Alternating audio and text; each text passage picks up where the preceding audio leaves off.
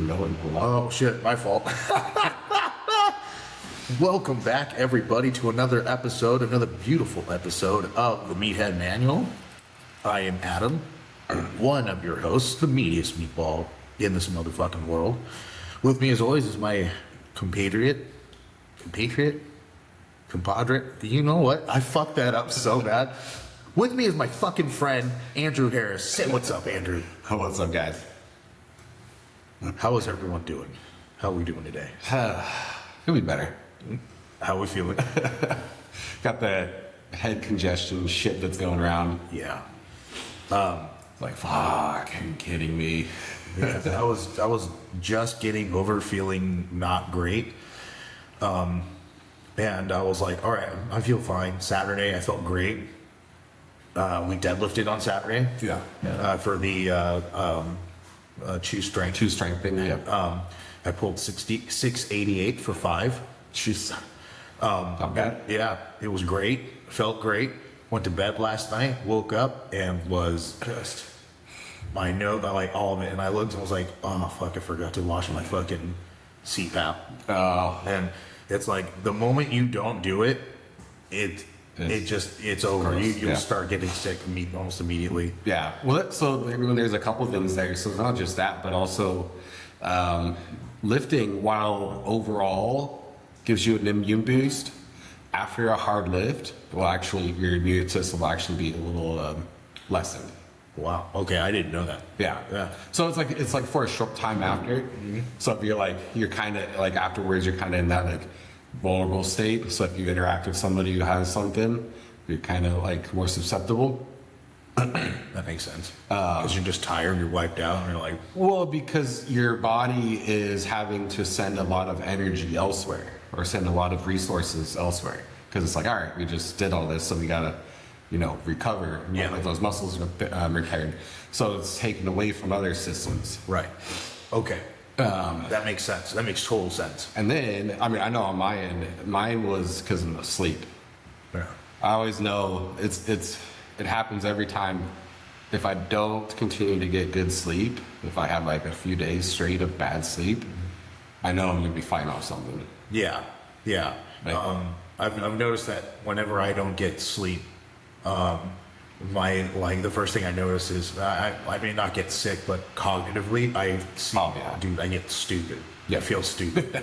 I'm just like, Working. but yeah. That's the fun. Yeah, that was the best part of yesterday. We did our stuff. I got a chance to sit down with the guys from the 10 Minute Podcast, our friends Keith Valeros and Alex over at Subjugate Apparel. Really good guys.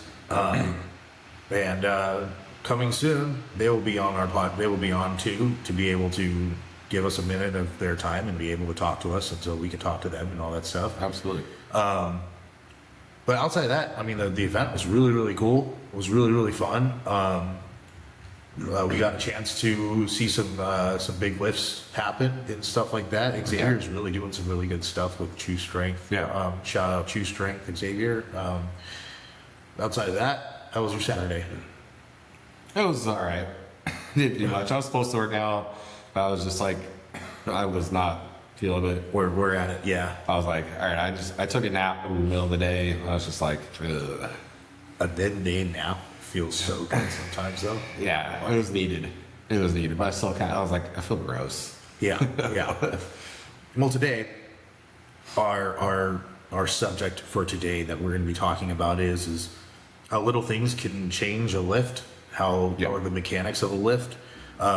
And also too, I wanted to kind of go into a little bit of like a part, not so much a part, but like a caveat to that is how some of these changes that can change for the mechanics of the lift is also something that we can hound off for low-hanging fruit. Yeah. For things that we can hammer for, either hypertrophy or to increase strength in something else, or to be able to address a technique flaw. Yeah. So first one I want to go into is for squat, right? Yeah. So biggest thing that will change the dynamic or the dynamic of that lift is low bar to high bar, or even just heels to flat shoe, right? Yes. So, and that changes everything to where flat foot, unless you have the ankle mobility to be able to continue having the knee drive over the toe, it's still going to be a little bit more hip dominant. So going to be a little bit more ass and hip. The moment that you get into the heels portion will help with the ankle mobility issue if we do have that issue. But it also turns the lift just a little bit more centered onto the quadriceps. Yep. Not saying that the squat itself is like, oh, so you just don't use your quads when it's flat shoe. No, that's not what I'm saying. Yeah. And if I did, I'm sorry. But like what I'm trying to say is that like doing a flat foot squat more times than not, you end up utilizing a little bit different patterns to, you naturally want to sit back into the squat. You kind of just sit into it, and it kind of drives a little bit more into the hips, where the moment that a heeled shoe or Olympic weightlifting shoe is applied, it really gives you the chance to maximize that knee over toe. Yeah. So talking about there, and a good test to see if flat or a heeled shoe would be better for you is do the wall test. So you place your foot about 4 to 5 inches away from the wall, and you lean in a lunging position with the knee on the ground, and you're going to lean forward into it. And if your knee can touch the wall, you're in good ankle mobility. So if you want to see like, okay, where's my ankle mobility at? You can do that test and see where you're at. And if you're not able to touch the wall, either A, you got to work on ankle mobility because you're not going to be able to hit depth with that heel. Because that heel raises up your foot a little bit, which allows that angle of the ankle to change, and so you're able to get those knees not necessarily forward as far as the ankle angle is, but you're able to compensate that angle and change that angle so that you can hit depth. Exactly. So for those that are wondering, and if you're watching this, 4 to 5 inches, about the size of the span of your fist, or if you want to do a little bit longer, from the thumb to the end of your fist. So when you place it down, that's about the distance that you want to place your foot away from the wall. Also too, yes, so that I agree with what you said completely. The thing that I always like to tell people is that if you are going to be jumping from a flat foot or a flat shoe into a heeled, or a heeled into a flat, understand that it does change your hip and ankle stability. Yeah, right. Absolutely. And this is the reason why, personally, on my end, why I've never really liked squatting in heeled shoes heavy. Yeah.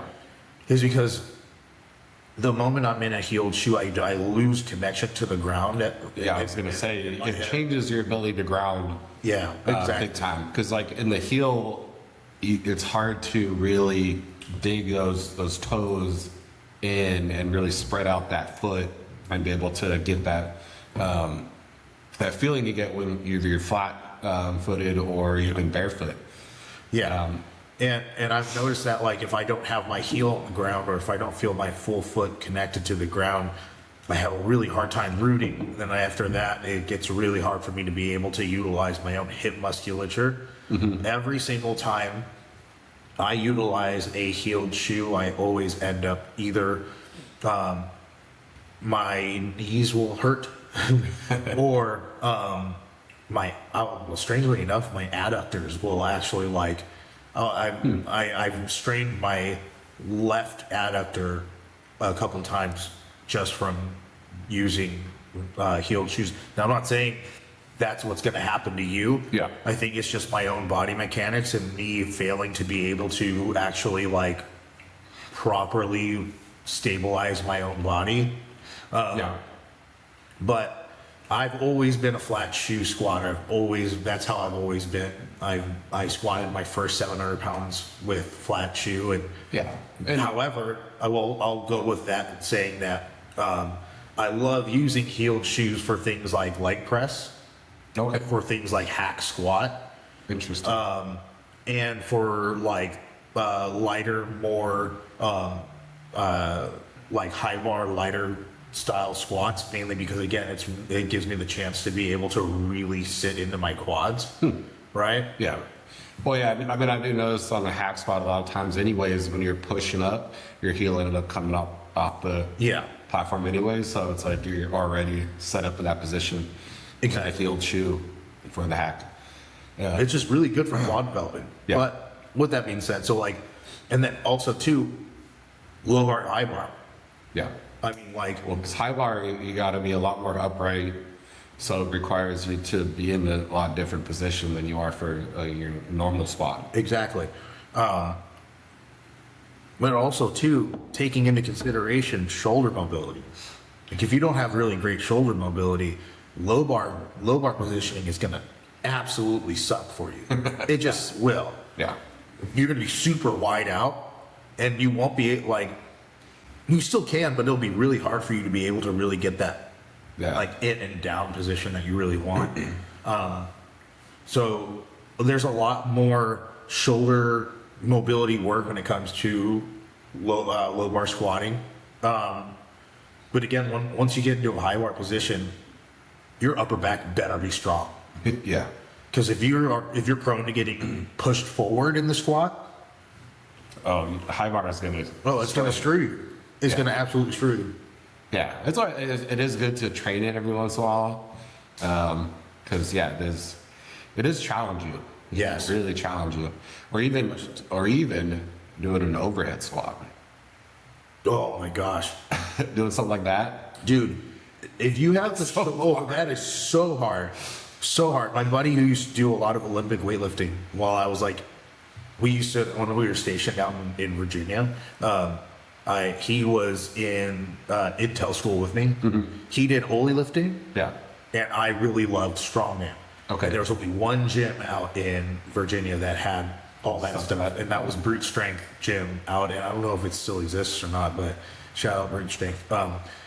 But while I was out there, he was like, "Yeah, go, I want to show you." So he like showed me how to do it, and I was like, I can't do this. And he's like, he showed me a little bit of techniques that showed me how to kind of be able to do it. But man, after I was done, my shoulders were racked. Fuck yeah. Yeah. Racked. Yeah. And it's like that's the reason why I feel like Olympic weightlifters are a completely different animal. Oh yeah, to be able to put that weight over their Dude. head and squat it, like, It's impressive. It's It is. so impressive. and the core strength you get from that is just crazy. Exactly.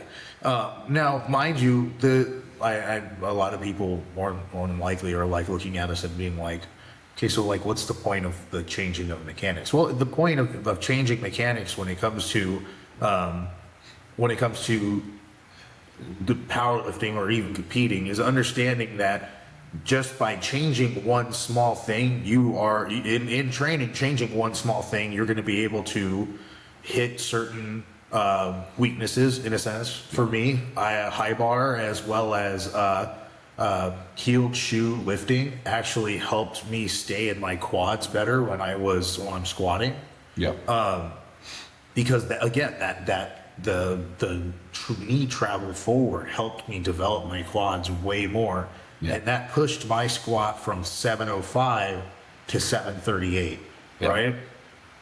It works. Yeah. And it's a very low hanging fruit that you can do that you don't really have to sit there and be like, okay, well, maybe if I do tempo squat down to a box, blah, blah, blah, and like all these different variations, not saying that they don't have their spot, but you can do a lot of good work with very, very low hanging fruit. Right? Yeah, I mean, there's the old saying, there's a lot of ways to skin a cat. There's a lot of different ways you can attack some, what you say, weaknesses Yeah. or areas that you can improve on Yeah. to get better. Because especially when you get up to that higher level and you've kind of already hit the, kind of your potential just doing the movement itself.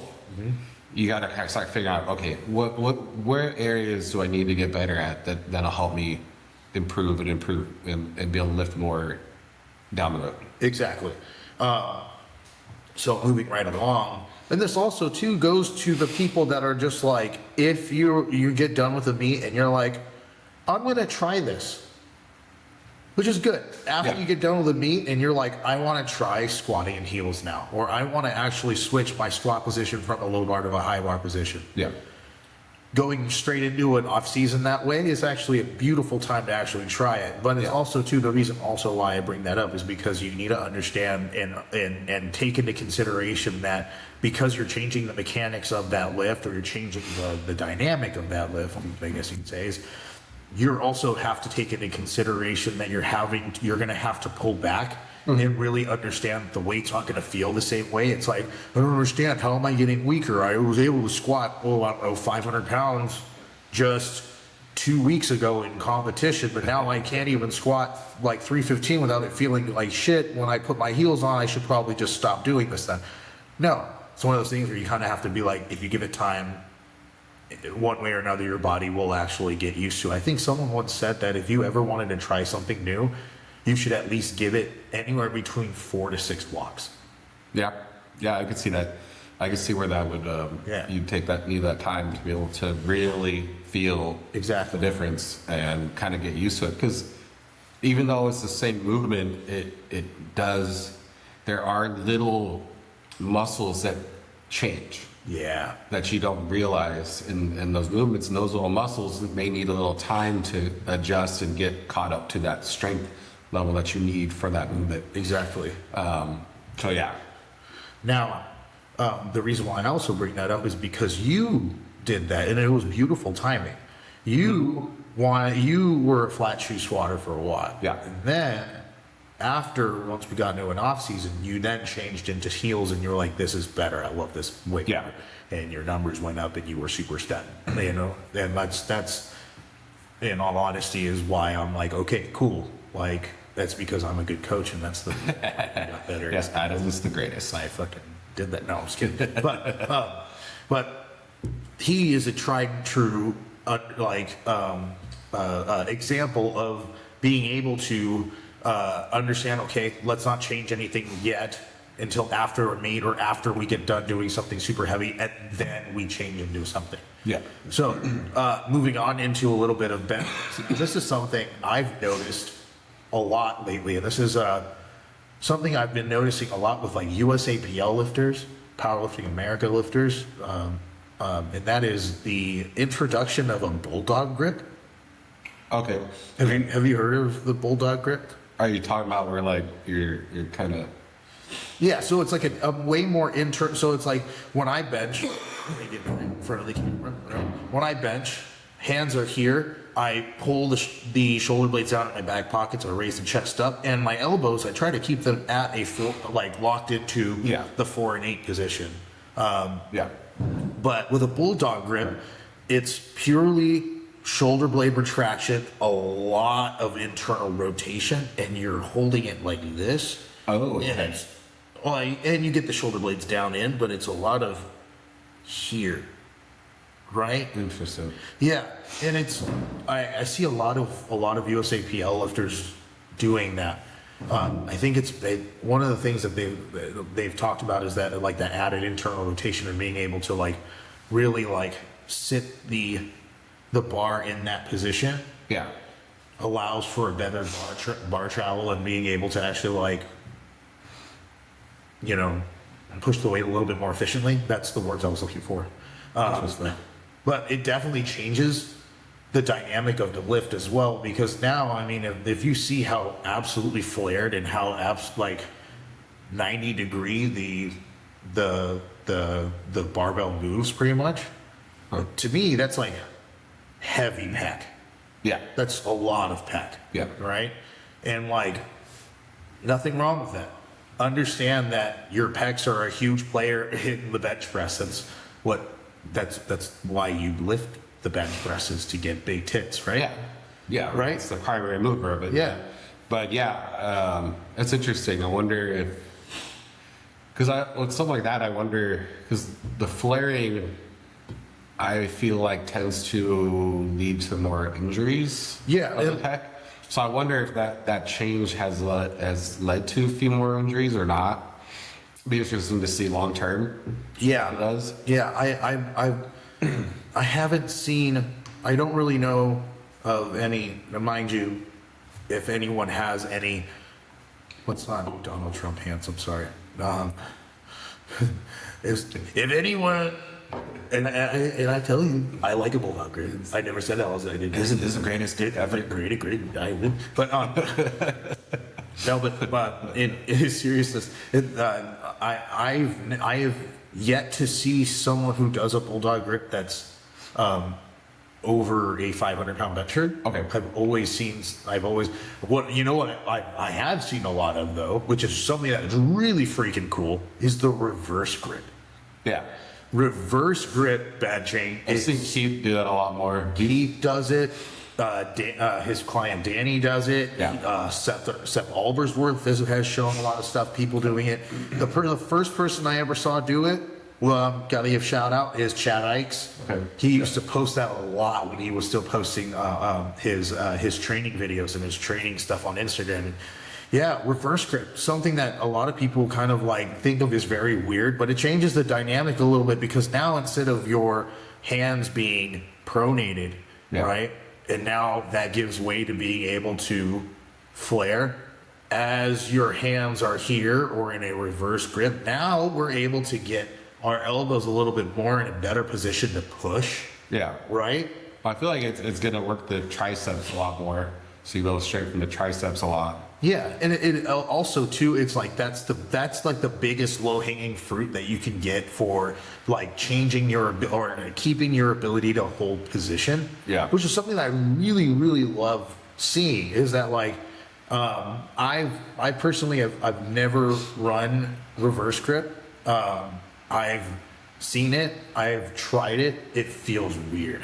Yeah, it does. I've done it before too. But yeah, it feels weird.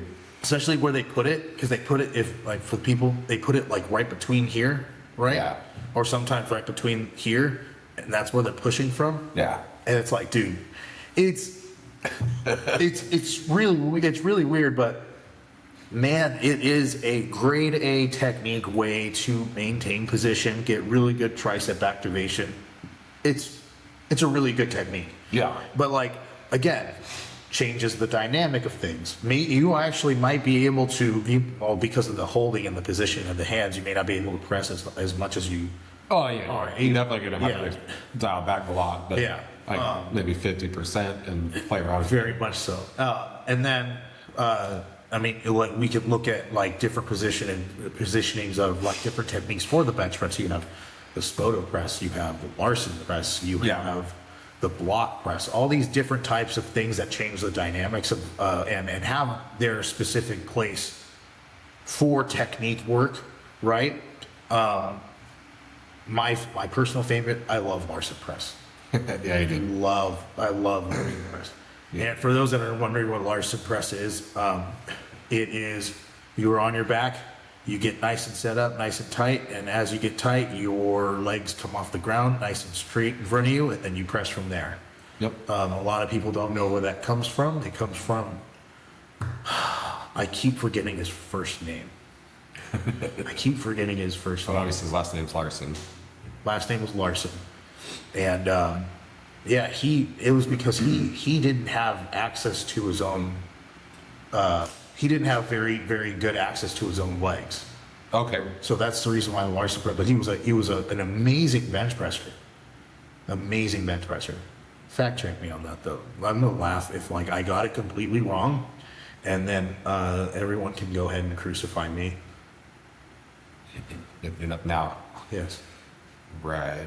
Adrian Larson, well-known bench press specialist and former bench press world record holder in the 220 weight class. Did it say anything about his legs? Because I want to make sure I didn't get that wrong. It didn't. It just kind of very brief. Oh. But yeah, Adrian Larson. But yeah, I love the Larson press. Larson press is one of the things that has helped me stay tight in the bench. It also gives me the chance to be able to really work on my pressing without having the assistance of leg drive. Yeah. Yeah. Well, it forces you to really focus on your core stability and also your upper back. stability, getting tight there, because otherwise you're going to be all over the bench. Exactly. And again, it's one of those things where if you have an issue with staying tight throughout the whole movement, but also too, if you have issues with upper back tightness as well as upper back strengthening, this is going to help maintain that position. Again, low hanging fruit, things that you could implement into your thing, and these are things that or these are techniques that you can use, that you can either push for maximum strength, singles, doubles, triples, or you can push for hypertrophy, 5s, 6s, 7s, 8s. They're so versatile and so easy. You don't need special equipment to be able to just do a Larson press or a Spoto press. Spoto press being Eric Spoto, one of the greatest bench pressers to ever fucking. He's one of the ones that I actually, another low hanging fruit. If you find yourself max plate loading the tricep extension, because double put tricep extensions on the cable, you're a super stud and you can actually do the full stack of it. That's choice. That's primo choice. Awesome. Good for you. You have really great tricep strength, but now you're looking at your gym like, okay, well I could better. Yeah. How do I do the single arm? Yeah. I legitimately, I have cable tricep push downs in my program, and for a while Janessa was like, throw a band in there, and I was like, okay, I'll throw a band in there, and it works. Throwing a band works. It works. But after a while, I was like, man, dude, why are my elbows hurting from this? Yeah. So then I just started running single arm. I love single arm. Single arm is the #1 game changer thing, dude. Going from like full stacking, right, feeling a total absolute stud muffin, dude. Yeah, you got 30 pounds on the cable. Exactly, and you're like, dude. Fuck, this hurts. Dude, but like, I just recently PR'd. Yeah. I'm hitting sets of 8 at 42.5 pounds. Nice. Fuck yeah. Fuck yeah. But at the same time, it's like, now, it's like I can pull it back and I can start doing like sets of 12 and 15 at like 20, 30, or even 35 pounds. And it's like, it's hard and it's good. And it gives that stimulus to your triceps. But now, and so this way, you're not having to look at like things like, well, now I have to JM press, or I have to like do skull crushers or do all this different stuff 3 times a week to get the full stimulus. Now you can actually pull that back, and now your elbows won't feel like they're doing sex. You know, like these things aren't doing sex to your sexy times. Yeah. You know what I mean? I actually love it. Like, I feel like I get the best pump from those. Yes. Like my arms just blow up when I do those single arm. Oh, dude. Like exactly. It's such a different. And then I mean, this was more of my bodybuilding days. What I'd like to do is go do like a double arm, go on a rope or something, and then go right into the single arm and just like burn them out. Oh, so good. Superset like that. Just burn out those triceps. The superset I was doing was single arm and then turn around, grab, and do overhead. Yeah, yeah. That Or do both single arm. Do one down and then go right back overhead. You trying to kill me now, dude? All right, yeah, fuck it, let's do it. I'll run it. I don't care. But also too, for those of you that believe that it's like, okay, well, all right, so okay, big back builds big benches, so I got to also work my pecs and then triceps, shoulders too, I guess, anterior delt. That's the way. You're gonna notice that your elbows, if you do it that way, back, chest, and shoulders and triceps, you're gonna notice that your elbows are gonna feel like they're getting fucked all the time. Yeah. Right? So here's a quick fix, low hanging fruit that you can do with this. You guys ready? Hammer curls. Yep. That's it. Yeah, it's crazy how like you wouldn't think that would help with your elbow, like especially in the back part of your elbow, but it does. Hammer curls. You're welcome. Yeah. Put them in. If your elbows feel like they're getting sexed upon, sorry. If your elbows feel like shit, throw in some hammer curls, be it banded, cable, or free weight, whichever doesn't absolutely make it more excruciating. Yeah. But with that being said, hammer curls, bicep training itself is probably one of the greatest ways that you can also increase shoulder stability within the bench press. I know what everyone's gonna say. It's like, how's the bicep gonna? It's because the long head of the bicep actually translates and inserts into the back of the shoulder, so it comes up and comes around. Yeah. Right. And it's a great shoulder mobility. It's a great shoulder stabilizer. It's a good elbow stabilizer, and a great for elbow stability while during the bench press. So train your biceps. Also, too, you train your biceps, your tendons won't snap when you're doing deadlift. So let's move on to deadlift. So one of the things with deadlift that I think is not really thought about much, because we just put it on every time, we don't think about it. But the belt position in the deadlift can drastically change our deadlift, because most people just put it kind of around their belly button area, kind of lower.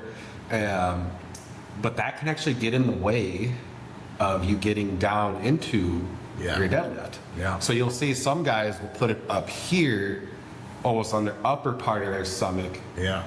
And that allows them to get into that bottom position for their deadlift and really deadlift. Or so I've seen some guys now who are like big time deadlifters, they're like, oh wait, I kind of like it without a belt at all. And they're just as strong without a belt and actually are moving better without a belt. Yes. The person that comes to mind when you say that, I don't know if you remember him or not. A lot of people don't remember this absolute Ukrainian phenom that was Yuri Belkin. You remember Yuri Belkin? Name sounds familiar. Yuri Belkin was one of the greatest 220ers and 242ers to ever walk this fucking planet. Now, when I tell you who ever walked this planet, this gentleman was also pulled sumo, but he deadlifted without a belt, was a well over 800-pound deadlifter, squatted 1,000 pounds at Big Dogs. I don't know if you know what Big Dogs is. Nah. That was one of the last meets that Brandon Allen actually did. Oh, okay. Filthy Power. Yeah. And Big Dogs was was a meet that was held in Australia, right? Oh wow. And it was like the first thing before ABS was a thing. Big Dogs was fuck your dots. Biggest total wins. Okay. Right? Yeah. This is the time when Brandon Allen squatted 1,000 pounds in competition. But Yuri Belkin actually was out there. He got invited. He went out. I think he was a 240. I think he was either 240. I think he was 242.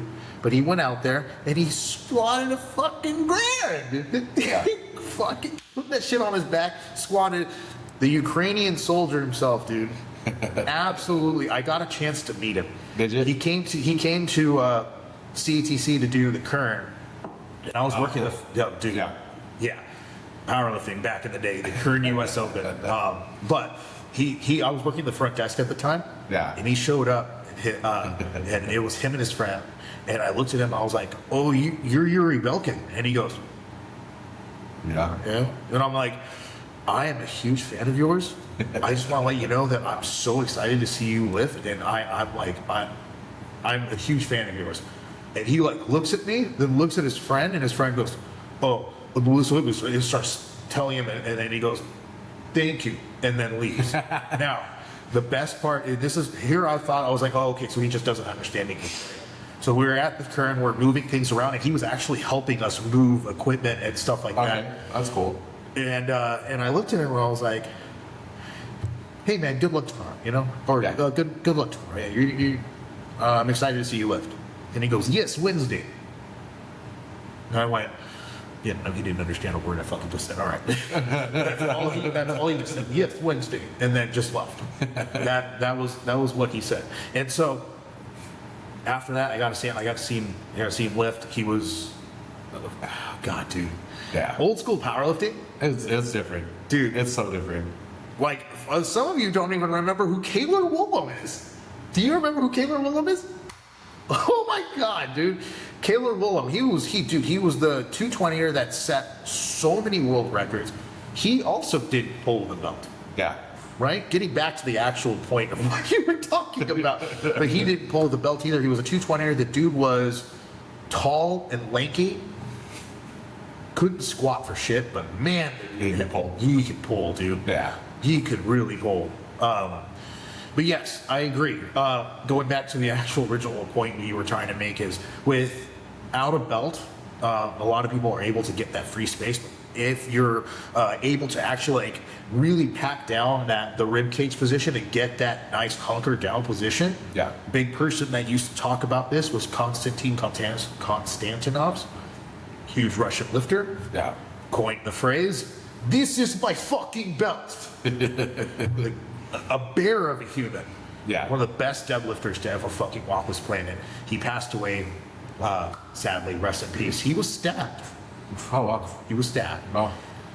in a fight. See, he's a fucking, that man, he's a warrior. But anyway, yes, but at the same time, it's like, if you are able to brace and you know the mechanics of bracing and you are confident in your bracing technique, why do you need a belt?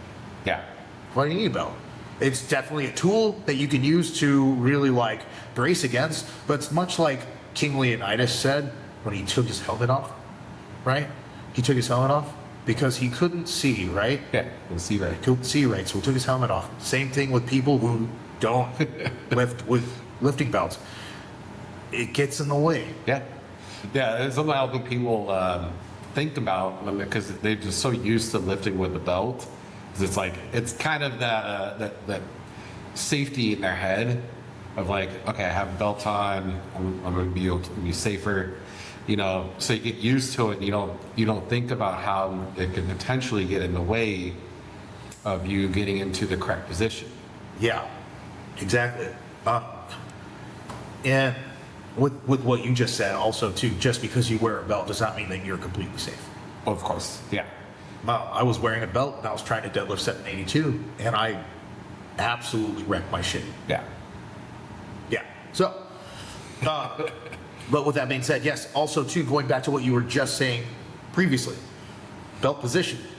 Yeah. I used to be one of those deadlifters that had my belt just over my belly button. Yo. Right?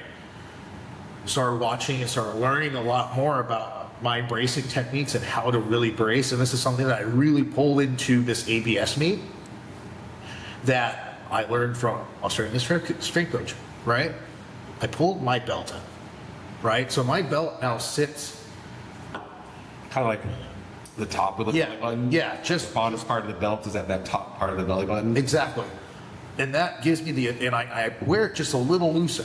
Yeah. Right? Because that gives me the chance to really be able to Expand. and then hunker down and pull my rib cage down. And when I do that and I engage my core that way,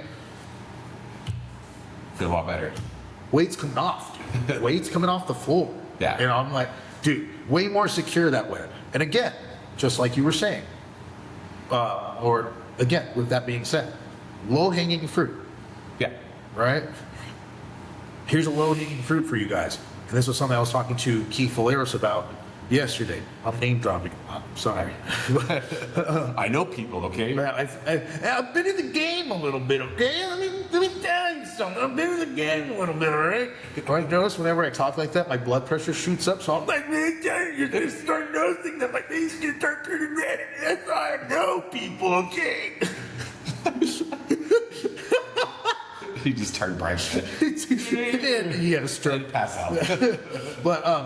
But if you guys are noticing that you have a grip issue, instead of going over to try and hit your top or your back down sets with straps, obviously gauge where you can. And this is something that I've been doing. I actually PR'd with double overhand.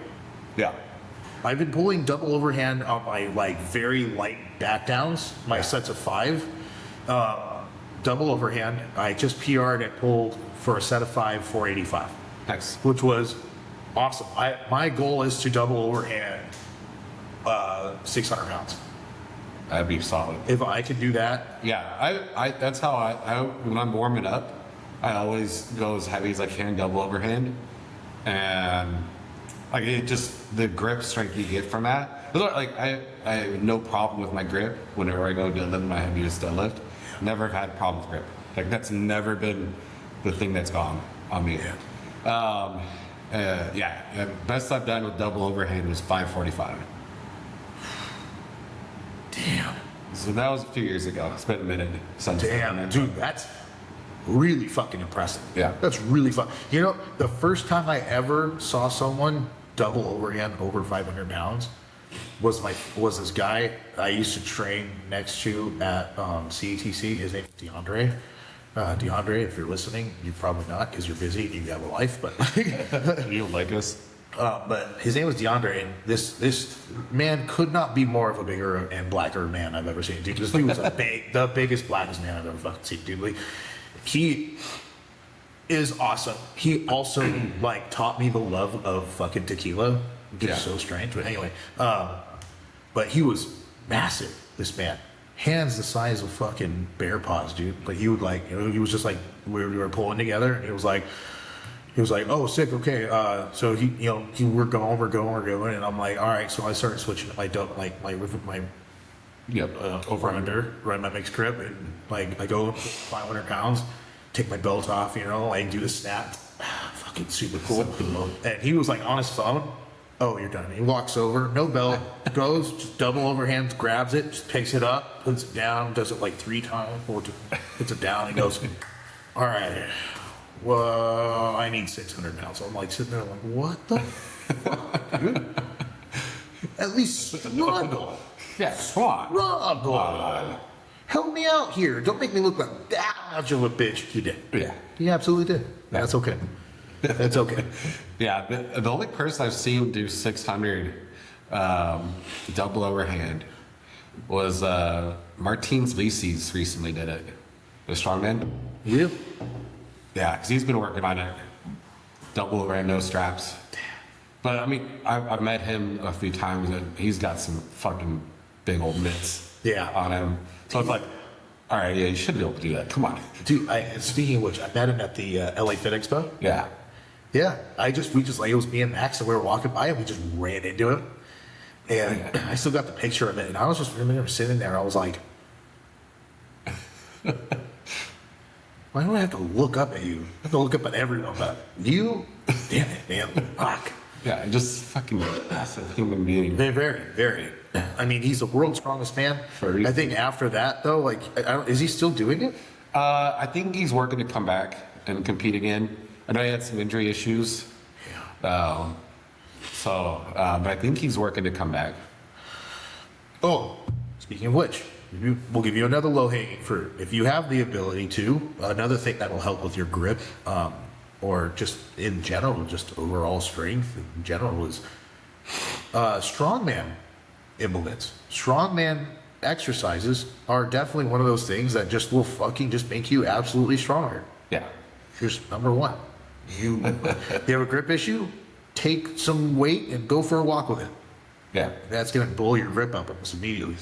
But yeah, now going back to the original point, how, like, again, double overhand will change the dynamic or the mechanics of your lift, because now at least for me, I was thinking more about trying to keep my grip than I was actually trying to maintain position and trying to maintain good position. Yeah. And that was something that Ray brought up to me. He was like, hey man, I could tell that you were rushing through this because you were running out of grip, and you just basically stiff leg deadlifts all the time. I was like, all right, you're right. So it's like, all right. But so like then again, that's where it comes into. You have to understand that if you are going to be doing these things, you have to kind of like pull the weight back a little bit and be like, okay, well, technique is still a thing. Yeah. Still going to maintain. Yeah, that's where you definitely will, like, that's why I say, like, during the warm-ups, as you're building up, do double overhand, and then when you get to a point where it's starting to fail, then go to your normal grip. Or if you can do your back downs with it, do your back downs with it. But or like say you're doing RDLs for sets of 8, double overhands there. Exactly. That'll blow up your grip. Very much so. Now, with that being said, do you have anything else to add with that? Not with that, but I think we're going to get into the different sumo stances. Yes, that's right. Yes. I have noticed that there. So like feet position. Feet position, right? So you have the very, very wide. Yes. Foot stance for sumo, and then you have the very narrow Ed Cohen-esque Exactly. sumo stance. One of which will more pull like conventional than it will pull like a sumo puller. Yeah. If you get nice and wide out there, like again, Dan Green, Yuri Belkin, Danny Grigsby, Jamal Browner, Yeah. they have very wide. They're almost touching the weights with their feet. Exactly. So I know that you guys look at these people, maybe not Dan Green and Yuri Belkin, because a lot of people in today's powerlifting don't know who they are anymore, which is a fucking travesty. But anyway. But yeah, Jamal Browner, he's big. Yeah, you know. and Danny Grigsby, a lot of people will see them and they'll go, okay, so I'm going to emulate how they do this, and I'm going to tell you this right now.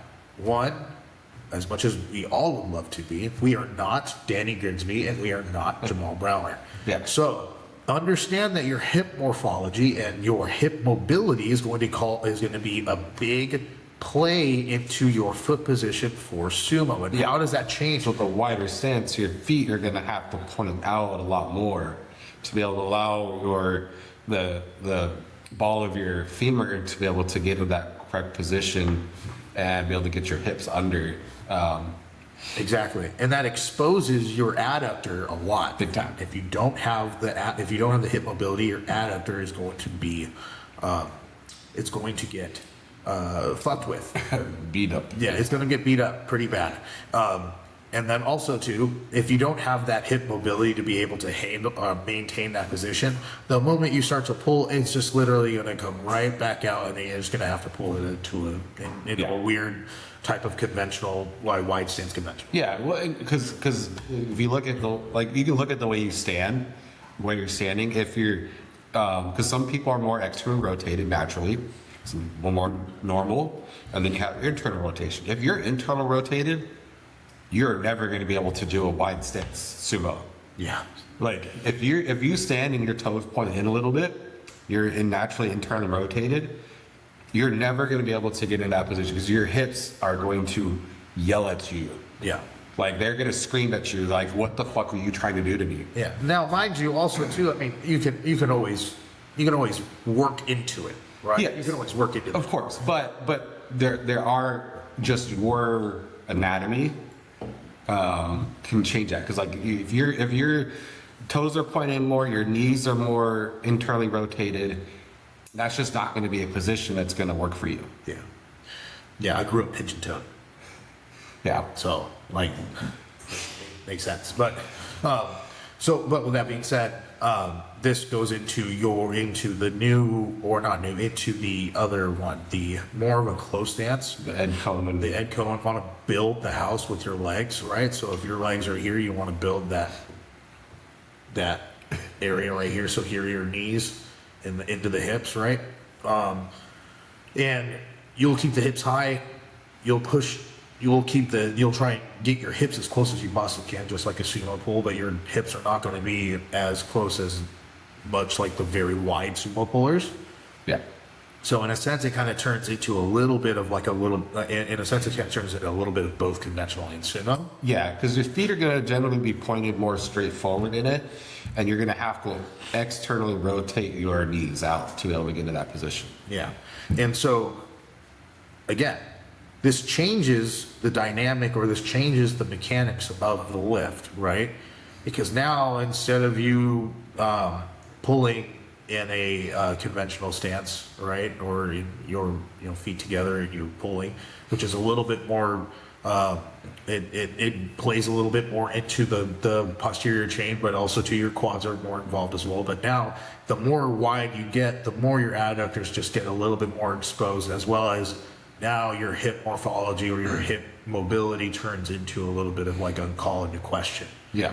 So now, some low-hanging fruit to kind of help with building that kind of stuff is you set up a bench, put your feet up wide, sit on the bench, put your feet out wide underneath a rack or underneath a squat rack, and you do wide stance or wide sitting sit-ups.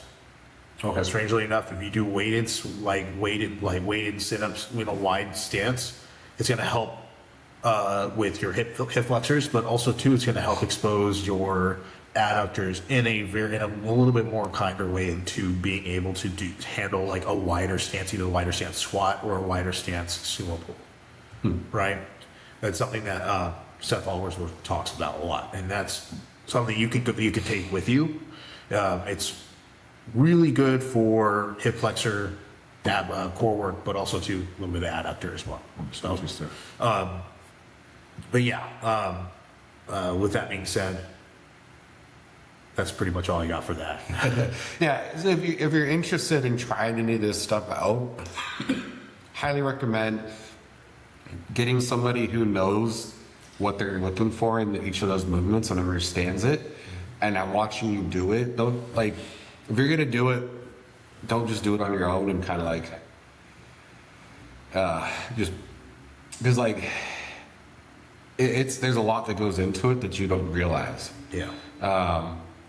So get somebody that knows what they're doing with it and have them watch you and help you out, because it takes a lot to really master that movement. So take the time, get somebody to help you out. Exactly. So with that being said, let's get into our Mythbuster. Our Mythbuster. Bust. Now, this one, a lot of people end up kind of taking in a sense, and also too, a lot of elite lifters will kind of believe their own height, in the sense that because they're an elite lifter, they know They're the authority. They know exactly how to do things. And but going on to a more spectator or more onto the viewer side, if you see an elite lifter, don't automatically assume that they are doing everything right, that they have the answers to everything that they're doing, and that they are the poster boy or poster girl, because I'm not going to be inclusive. Of course. That they are the poster person for absolute health, absolute nutrition, all that thing. Right? Because that was the one thing that I did, especially coming into powerlifting, was I would look at a lot of the like bigger name powerlifters and I'd go, what are they doing and I'm going to do that? Yeah. And I remember what got me this thought process was, I remember one time I was watching it was an old video of Dan Green, and he was talking about like, come lift with me for a day. And he was like, all right, so we're going to get ready to train. I'm going to eat these 2 burritos. The dude ate like solid 2 California burritos, smashed them by himself. And then he was like, all right, I'm going to go train. No, your boy saw that and immediately went, if Dan Green can do it, I can do it. And if he's doing it and staying lean, I can do it. No. Yeah. No. And this also goes for, man, I can't believe I have to say this, but this also goes to those that will kind of listen to a lot of what like elite lifters or even big time bodybuilders and saying, oh, so if they're doing this steroid product protocol or this gear protocol, that means that it can work for me too. Yeah. No. You shouldn't even be touching it to begin with. But with that being said, also too, no. One, they've already excuse me. I was talking. Stupid camera. Anyway, they have already made they've already made the choices and all the things that they need to do in order to come to grips with what they're doing, and that was their decision. Okay, but also too, if they are smart, they have already thought of ways to be able to mitigate whatever type of risks that come with it. Yeah. Exactly. And remember, because they are an elite lifter, because they are a bigger name or a bigger person in the lifting community, remember, genetics is a thing. Yeah. Right? Genetically, they may be able to withstand certain dosages or be able to handle certain compounds. Or even genetically, they can handle 2 California burritos and not get fat. Exactly. Yeah, so that's something you got to take into consideration when you look at what somebody else is doing, what their protocols are, what they're saying works for them. One, genetics. There's some people that just genetically can pick up a weight, and next thing you know, they're lifting world-class level weights. Exactly. You know, like, I mean, look at Kyle Kernay. Like, when he did the ABS, that was only his, third powerlifting meet. Now, granted, he had done a lot of bodybuilding before, built up a lot of strength there. But to be able to do what he did in only, 3 powerlifting meets, genetically, he's probably a little more advanced than most people. Exactly. So you have that component. Then there's some people that genetically, they just are lean. No matter what they do, they can eat a fucking pizza and be lean. Yeah. So, and then they can handle a greasy California burrito and not feel like shit afterwards. Oh, very much so. I think it was J.M. Blakely, the creator of the J.M. Press? Yeah. Yeah. Have you ever heard him talk about when he was in his prime of competing, what he used to eat? No. Brother. He would talk about how he would go home and smash on pizza at if not every day, after every training session. Well, because I think the old school way was they were trying to just get as many calories as cheap as possible. Yeah. Because C.T. Fletcher talks about it, in his documentary, about what he used to do when he was competing. And he would go to McDonald's every day and get 3 Big Macs, 3 chocolate shakes, 4 fries, and just eat that. Fuck. And because it was cheap. Yeah. But that was a shit ton of calories that he could get in, every day, and you eat it pretty easily. Yeah. Exactly. So I think that was kind of the old school mentality, was just get as many calories as you can in, not thinking about the quality and what that would do long term to you. Exactly. So yeah, there's definitely, but there's some people that can handle that just fine and be perfectly okay and have good blood markers and have no issues. But then there's some of us that you eat that and your blood pressure goes through the roof. Exactly. Dude, look, I am one of those people that you just sniff it and you're like, oh, my blood pressure went up. All right, I look at it, I'm already up 5 pounds, and I'm like, what the fuck? I didn't even eat it.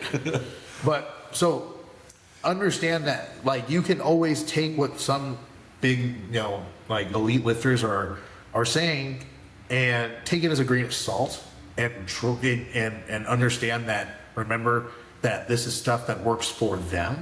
Yeah. Unless it is backed by science, or at least by some sort of anecdotal evidence that shows that a number of people have tried it and it works. Yeah. Right? Yeah, be careful. Just be careful. Right? So I think that's part of this whole journey. I think that's one of the best things with this whole thing is kind of learning yourself and learning about your body and how it functions and kind of figuring out, all right, this works well for me, this doesn't work well for me. I think that's one of the coolest parts about this whole thing. So along your way to becoming, and don't be afraid to try different stuff, but along your way to becoming that elite person, you figure out what works best for you. Exactly. And you really get to know yourself. Very much so.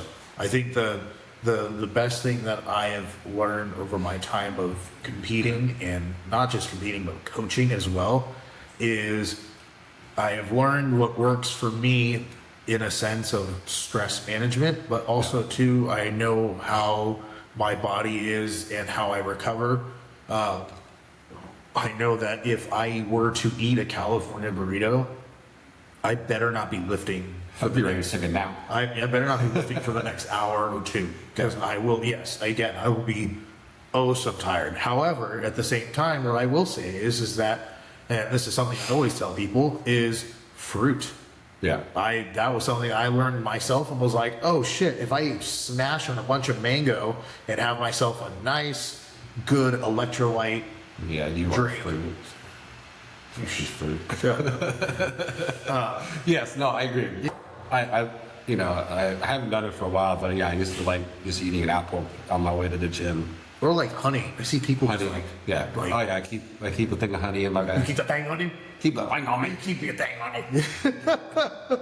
But so with that being said, just understand that the people that you see on Instagram or on YouTube and like, unless they have some sort of credibility around what they've been doing, I guess you could. Are you flexing your tits? I am. Sorry. It's okay.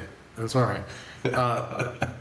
Even us, you take what we say as a grain of salt and Yeah. understand that what we're saying, those most of it is fair. Yeah, 99% of it is we should follow because we know what we're talking about. we know what we're talking about. But at the same time, a lot of stuff that we say is kind of like coming from also very personal and Yeah, what works for us. what works for us and what has worked for our clients as well. So I'm not saying completely digest and love everything that people say, but also too just go at it with a little bit of skepticism and go, okay, well, how does this apply to me? Yeah. Because what I eat and what I do as a physical therapist assistant and as a coach is very different to, I don't know, some of the average powerlifters, some powerlifters that are from Midwest that are construction workers. Yeah. Like one comes to mind that I know of, but yeah, it's like these guys are fucking working hard, 12-hour days, and then coming in and just smashing heavy deadlifts and stuff. Are you dying? A little bit. Just a little bit. Yeah. Yeah. Well, that's it. Maybe see you next week. We'll see you guys next week from there. But yeah, no. I will say that a lot of the newer people tend to put out better information because we do have a lot more access to data, to research, to information. You gotta understand, these old school guys, all they got was probably from a magazine. Yeah. So it was tough the information was slow moving. So it was either from a magazine or some dude at the gym was telling you. So, and then not to mention, sorry to interrupt, but not to mention during those times, like utilizing and being transparent about steroid use was so taboo. oh yeah. So they would be like, oh yeah, I smash up 5,000 calories a day, all egg whites, all chicken breasts. This is what I do. This is how you can look like me. Negating the fact that this person is running a gram of test, just running the whole kitchen sink out of it, and be dead by 40, and just like, Yeah. So I will say it's a lot better, the information getting from some of the newer people. Yeah. But still, take it, put it in your toolbox. If you want to try it out. Make sure, what I say, try not to add too much at once, try not to change too much at once. Because you want to be able to test out and see, all right, does this actually help me? Does this make it worse? And be able to see if you add in 10 different things, you may not know which things work and which things hurt you. Exactly. So if you're going to change up stuff from what you're doing, do it slowly. Kind of figure out what works for you, what doesn't. But they're all just tools that you can use to try to get better in the long term. Exactly. But yeah, you don't have to do everything somebody else is doing just because you see it on Instagram. Exactly. And with that being said, remember, comparison is the thief of joy. Compare yourself to those that are on social media, because more times than not, they're just posting their wins. Yep. You don't see them, you don't live with them, you don't know what they have to deal with on a daily basis. And for all you know, you don't have the same circumstances. So you're doing great. Yeah. If you got any questions, feel free to reach out to us because we'll answer them. We'll help you out. We'll point you in the right direction. Yeah. We aim to please. I'll please you. Oh my God. On that note, time to go. You guys take it easy, please. Like, subscribe. New episode every Wednesday on Spotify and on YouTube. Reach out. Any inquiries for coaching, any inquiries on things you want us to cover or talk about. With that being said, take it easy. Yeah. Have a good week.